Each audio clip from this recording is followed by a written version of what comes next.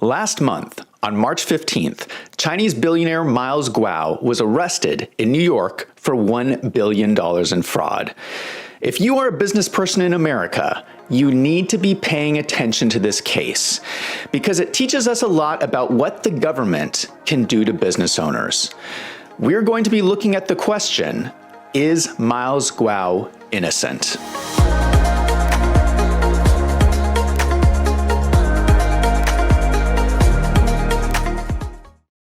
Let me start by saying that I am independent on this topic. This channel is not sponsored. No one is paying me to make this video. No one chooses the stories I report on other than me. My only goal here is to bring you the truth so that you can make the best business decisions in your life. Now, I didn't know anything about Miles Guo before this. I was not paying attention to this story until 2 weeks ago when he was arrested. So on this YouTube channel, I cover a lot of fraud and accounting issues. So when I saw the headline, famous billionaire is arrested for $1 billion in fraud, I decided I need to look into this story. How have I not heard about this before? What I've uncovered in the last 2 weeks is shocking to me. There are a lot of strange things about this case. Let me start with the main issue. Miles Guo is being held in prison in New York without bail. He was arrested on March 15th, so he has been in prison for 2 weeks.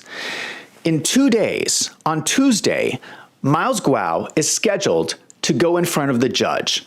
And this judge is going to decide whether to release him on bail or keep him in prison for the rest of the trial. Now, the prosecutors are requesting that he be held in prison and not let out. This caught my attention because this is very strange. First, this is happening in New York. Now, I don't know if you are paying attention to what is going on in New York, but they are letting everyone out on bail. They're letting violent criminals out on bail. They are letting murderers out on bail. So why is Miles Guo being held in prison? He's not violent.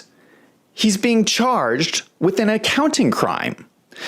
Second, white-collar criminals are usually not held without bail because they're not violent. So the prosecutors usually stick an ankle monitor on them and send them home to prepare for trial. So what is happening to Miles Guo is very unusual. So then I started looking into this case more. Who is this guy? Miles Guo is from China.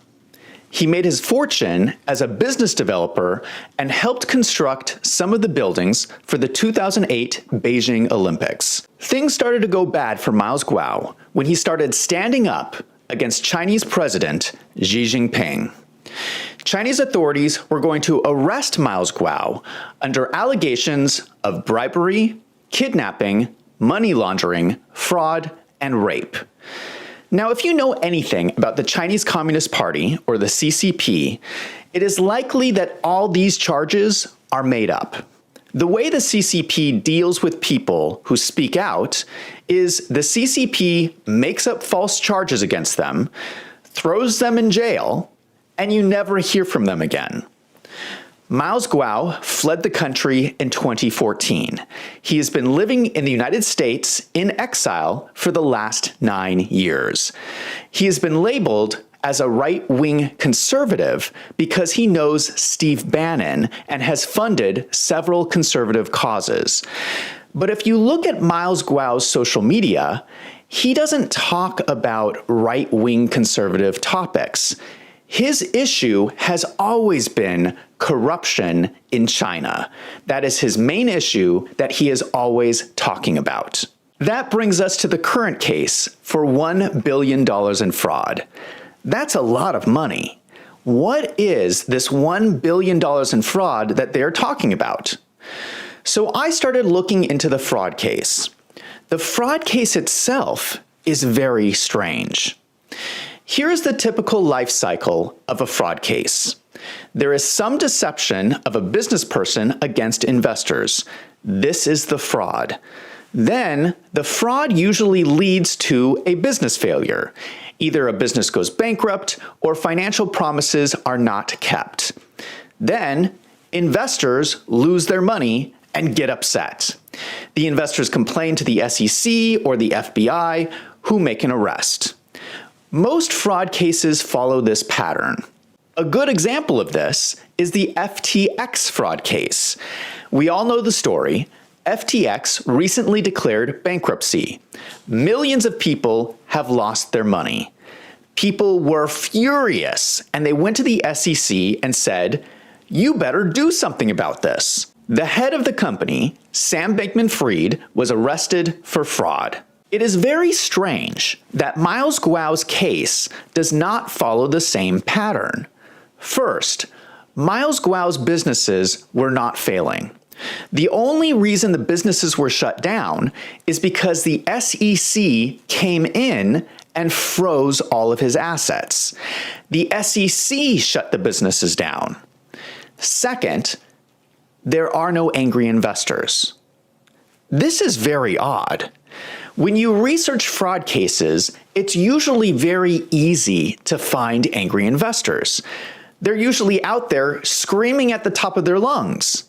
In this case, I could not find any. So I started looking. I did a test on Twitter. 1 week ago, I posted a thread on Twitter about Miles Guo's case. I received a flood of messages from investors, a lot. But these investors were not angry with Miles Guo. They were telling me that Miles Guo was innocent, and they were begging for the US government to stop oppressing them. In fact, these investors are attending protests in support of Miles Guo. This really took me by surprise. This is very strange behavior by investors in a fraud case. Do you know how many messages I received from investors who were angry with Miles Guo? 0. Not a single one. Just to put this in perspective, compare this to FTX. There are so many angry FTX investors. When I tweet about FTX, I get a string of angry responses. You probably cannot walk down the street and throw a rock without hitting an angry FTX investor. Now, I do not give up that easily, so I kept looking, and I did find 4 investors who were upset with Miles Guo, but they were also very strange. For the first one, there is a video of one investor who filed a complaint with the SEC and FBI against Miles Guo. In the video, this investor gives a speech where he takes back his complaint and confesses that he was forced to make a false report by the Chinese Communist Party. So this investor is now in support of Miles Guo. For the other 3, I found 3 investors that filed a civil lawsuit against Miles Guo in Arizona. These 3 people have a total investment of $160,000. In the lawsuit, they are claiming Miles Guo committed fraud by making false statements, and they want their money back. Their general argument is that they gave their money to Miles, the SEC froze the assets, so Miles did not fulfill his promises. There's a couple of strange things about this lawsuit. First, there's only 3 investors. Out of $487 million of investment, only $160,000 are complaining. Where are all the rest? Just think about this. That means that only 0.03% of all investors are unhappy.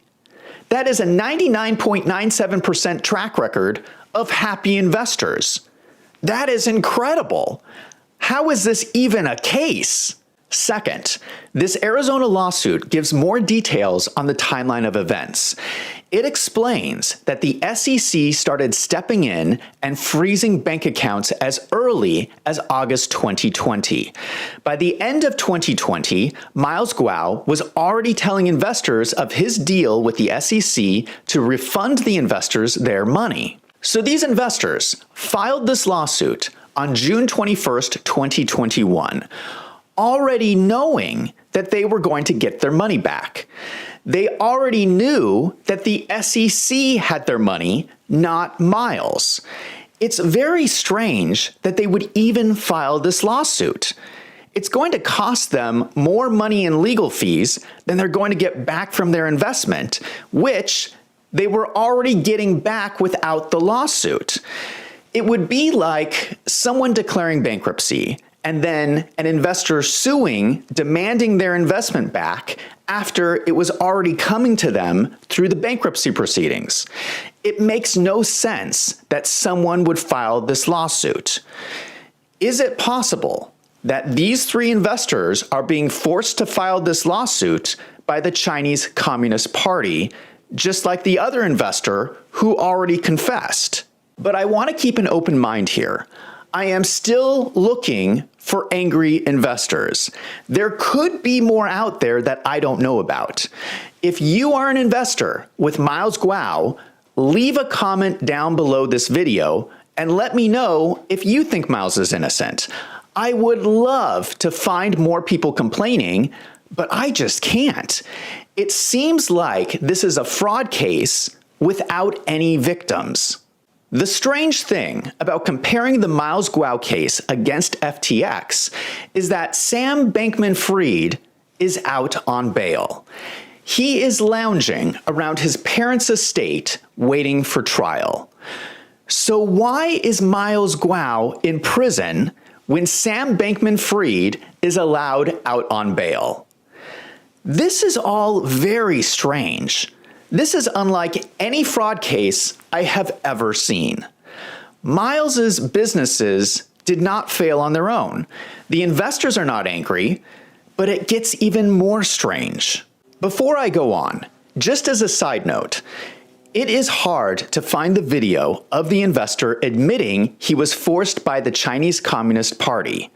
That video is being censored in Google search results.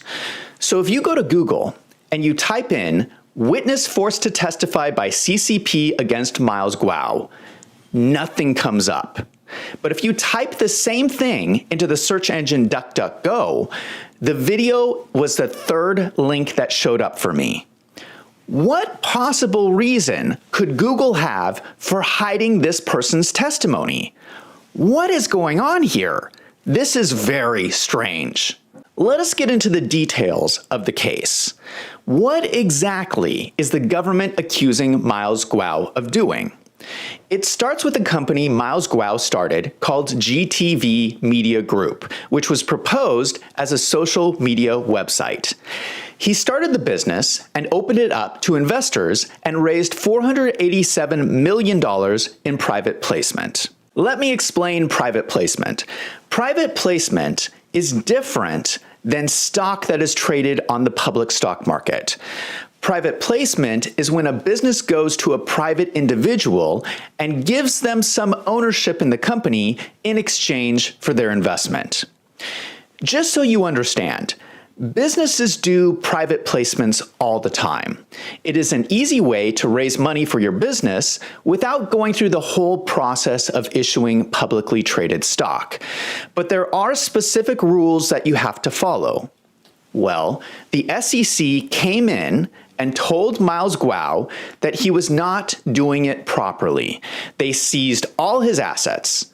This was announced in a press release by the SEC in 2021, 2 years ago. The press release was titled, "Companies to pay more than $539 million in settlement for distribution to investors."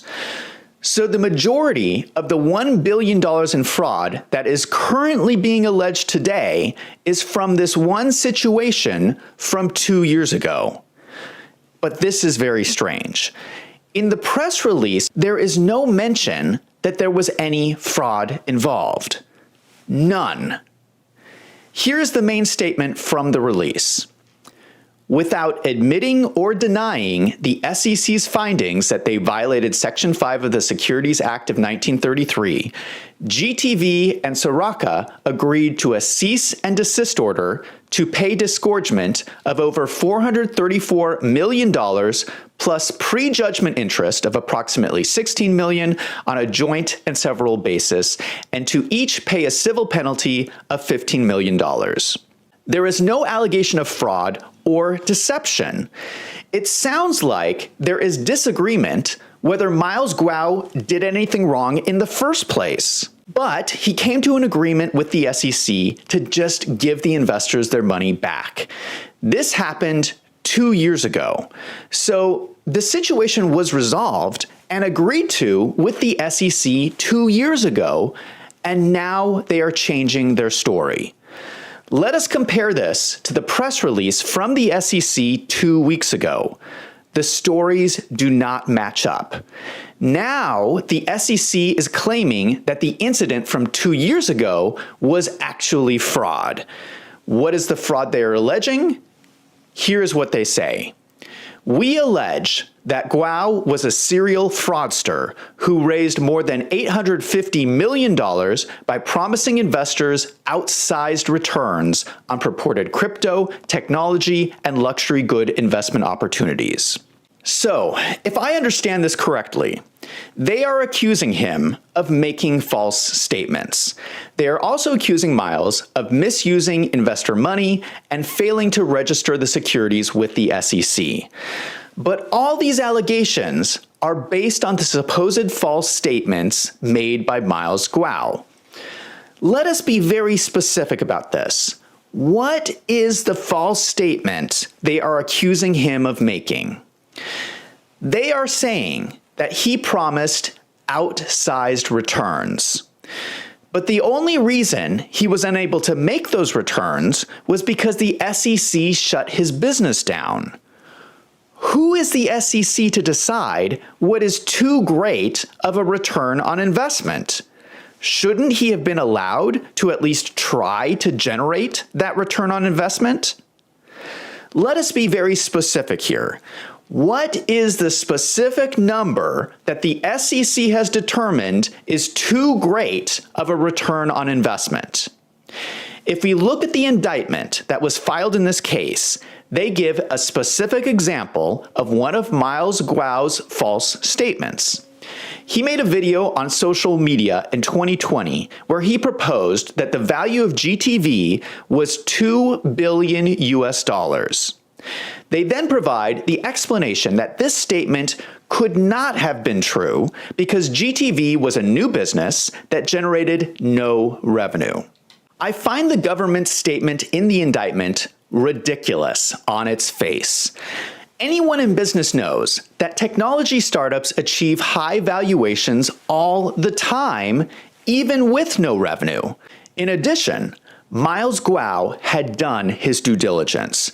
It turns out that he hired a third-party valuation report from Alvarez & Marsal, a global professional services firm that valued his company at $2.6 billion, 30% higher than Guo proposed.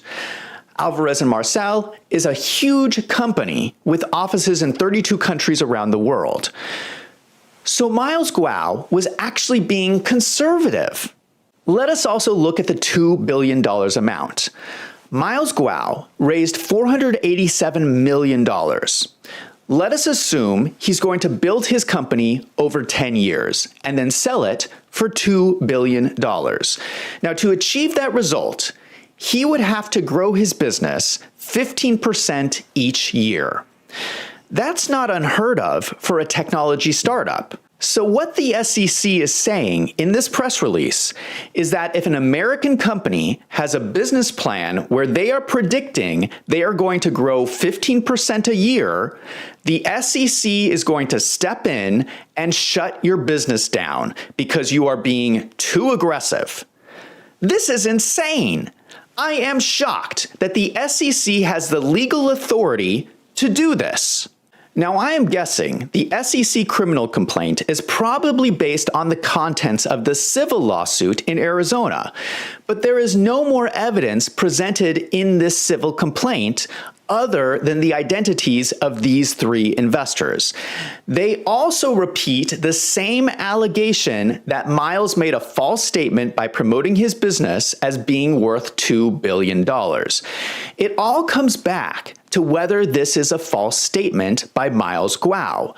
Unfortunately, we will never know because the SEC shut the business down. What are the other charges? If we look at the DOJ press release, there are 12 different charges. Charge 2, wire fraud, and Charge 3, securities fraud, are the two related to the private placement that I've already discussed. These are the main two.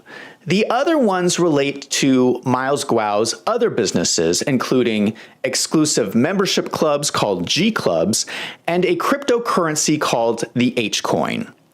So when you look through the charges for all his online businesses, they basically all come down to the allegation that Miles Guo was making false statements. But in every case, the SEC comes in and freezes the assets before the business could do anything. The SEC caused the businesses to fail, not Miles Guo. So is this just me, or does all of this seem very strange? The two SEC press releases do not even agree with each other. First there was no fraud, now there is fraud. I do not understand what is going on here, but it gets worse. I found this next part shocking. In the new press release from the SEC in 2023, they go on to say, in a related matter in September 2021, the SEC charged GTV and two other entities with conducting an illegal, unregistered offering of the company's common stock. So here they are referencing their 2021 press release. Then they go on. The SEC is distributing the funds collected to harmed investors. Excuse me? What? The SEC still has not distributed the funds yet? That was 2 years ago. Why does the SEC still have everyone's money frozen? I thought that was the deal Miles made with the SEC 2 years ago. The SEC was going to give everyone's money back. Why are they still holding any of it 2 years later? What is going on? I did not even know this was possible in the United States. How is this legal? In this case, the SEC has shut a business down because they did not like the return on investment shown in a due diligence report. They have frozen $500 million in assets, and they have refused to give the money back to investors for the last 2 years. And now they are holding the CEO in prison and will not let him out on bail. What is going on here? I need to emphasize this point. What Miles Guo did by offering a private placement to investors was not unusual in American business. A good example is if we look at Facebook, now Meta. When Facebook first started, it was not traded on the stock market. They raised money through private placements. This is an article from 2009. Russian firm invests $200 million in Facebook. This was a private placement based on a company valuation of $10 billion. Specifically, they received money from Russian oligarchs. Specifically, the Russian oligarch named Yuri Milner, who has close ties to Putin. At the same time, Facebook also received a large investment from one of the richest men in the world, Hong Kong billionaire Li Ka-shing. So how is what Miles Guo did different from what Facebook did in 2009? Who would have looked at this Zuckerberg guy and thought that he was a good investment? Why was Facebook's $10 billion valuation okay, but Miles Guo's $2 billion valuation is not okay? Was it a good idea to let Putin control a large percentage of Facebook? I would think that would have been worse. Regardless, it is not the job of the SEC to make these judgment calls. In America, we do not make fun of other people's crazy business ideas. We say, go out and make it happen, because you never know who is going to be the next Facebook. That is the point of capitalism. We want people to come to this country and try to make their dreams come true. Do you know how much Facebook is worth today? $536 billion. What right does the SEC have to say that Miles Guo's company is not worth $2 billion? It might have been worth that much if the SEC had not shut it down. Who is to say that Miles Guo is not going to be the next Mark Zuckerberg? What do we know about this guy? We know he's willing to stand up against a tyrannical government. We know he is a freedom fighter. In fact, he might be the perfect person with the backbone necessary to run the future metaverse.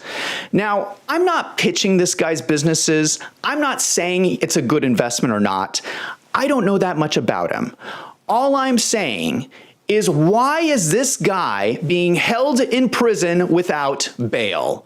When Donald Trump became president in 2016, he held his first meeting with President Xi Jinping. Xi Jinping asked Trump to arrest and deport Miles Guo back to China. Out of all the things in the world for these two people to talk about, Xi Jinping is asking about Miles Guo. After the meeting, casino owner Steve Wynn allegedly lobbied Trump on behalf of China to convince Trump to deport Miles Guo. Steve Wynn's casinos in Macau account for more than 60% of the company's net revenues in 2016. Shortly before Steve's actions on behalf of China, the government restricted the number of gaming tables in the casinos, and his licenses were soon going to be renegotiated. We know all of this because the Department of Justice brought a complaint against Steve Wynn requiring him to register as a foreign agent of the Chinese Communist Party. For the record, Steve Wynn denies these allegations and claims that he is not an agent of the Chinese Communist Party. The reason why all of this is important is because in the legal complaint against Steve Wynn, it provides notes of the meeting between Xi Jinping and Trump, and it is shocking.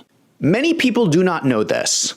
Newsweek reported 2 months ago there is over 200 Americans being held hostage in China right now.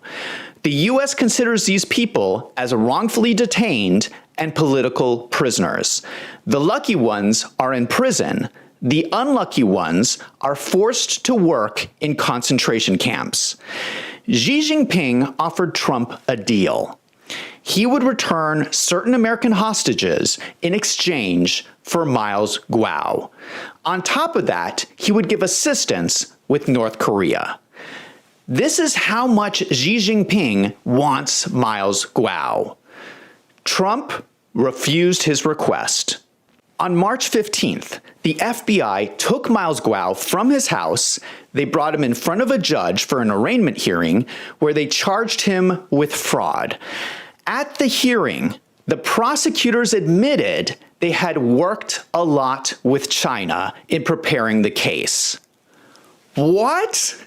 What does China have to do with the fraud case of an American business person who has lived in the United States for 9 years? Miles was charged at the hearing and taken away to prison, where he has been held without bail ever since. Given all these facts, I do not see how the Department of Justice can ever win a fraud case against Miles Guo. It at least appears like massive government corruption. Is it possible that the prosecutor's office in New York is corrupt? Here is their problem. It's actually very hard for the government to win a fraud case. They have to prove beyond a reasonable doubt that Miles intended to commit fraud. So, if there's a reasonable doubt in the jury's mind, they're going to let Miles go free. Just the fact that the SEC's own press releases contradict each other gives me some doubt. Not only that, Miles is going to put investor after investor on the stand that will testify that they were not defrauded, and they will beg for the government to stop oppressing them. Now, I don't know all the facts in this case, but from the information included in the indictment, I do not see how the SEC wins this case. If that is true, they are just abusing this man. The reason I am making this video is I am sick and tired of the government attacking business owners in this country. I'm sick of it. This is the land of the free and the home of the brave. We need to give people the freedom to run a business. I, for one, will not stay silent while the Chinese Communist Party hijacks our Justice Department to attack their #1 enemy. Miles Guo is going in front of the judge in 2 days, and we're going to find out what happens. I hope they let him out on bail. But in my opinion, I think the judge should throw out this case for prosecutorial misconduct and malicious prosecution.